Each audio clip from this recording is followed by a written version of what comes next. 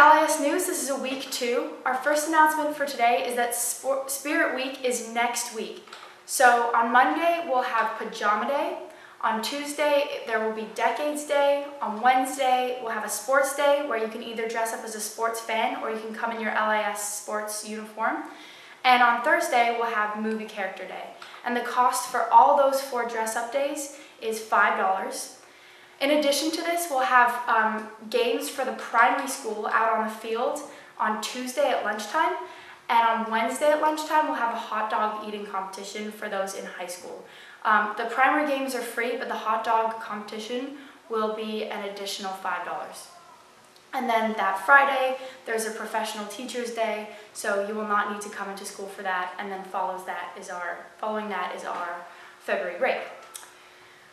Ms. St. Pierre and Dr. Bateman are looking to turn LIS into an eco-green flag school. So they're starting a committee and they need any interesting students who would like to help in the effort.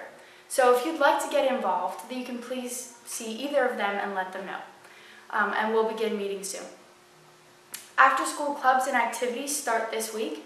Your parents received an email last week with the offerings, and if you'd still like to sign up for a club, you can see the teacher responsible at the front of the office to see if there's still a space. Congratulations to the GGYA Bronze Award winners who passed their expedition this past weekend. Also, several students will be heading to Nassau this weekend for the Lyford Key Soccer Tournament. Players will leave on Thursday for the 2-day tournament, and hopefully our Buccaneers can bring us home a win. Good luck. Our boys and girls basketball team are both in contention to make the playoffs, so there are games after school every day this week, so if you can come out and support and cheer on our Buccaneers, you can find a schedule of the times and places of the games outside of Mr. Power's door. And here are our team points.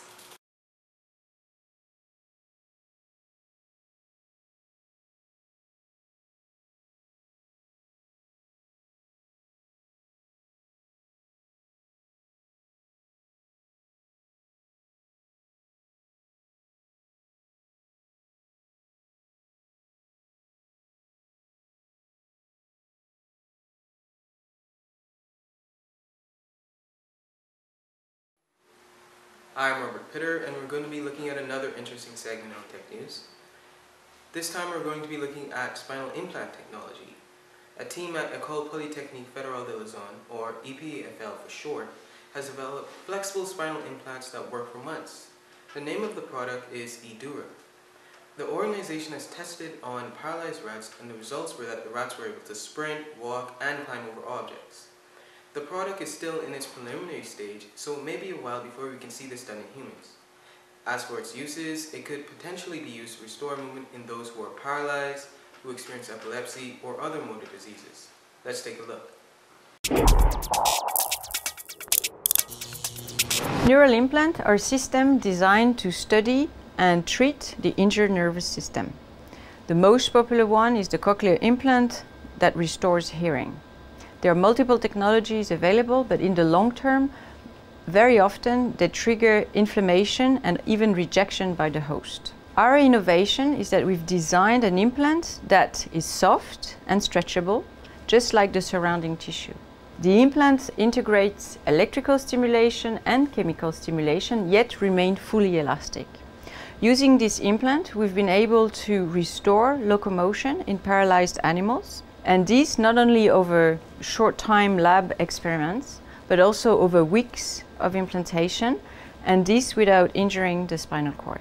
The spinal cord can stretch and relax during daily movement. If the implant doesn't accommodate this deformation, then there will be a lot of shearing and rubbing at the interface, which will create inflammation. Dura mater is the protective skin of the central nervous system. Our implant, which we called eDura, like electronic dura mater, resembles the mechanical property of natural dura mater, and it also hosts electrodes and interconnects and a chemical delivery system. The result we have obtained with these animal experimentation show that we might have solved one of the biggest challenges for the next generation of surface electrode implants. We now intend to push forward the technology towards clinical therapies and also bring forward our innovation to the market.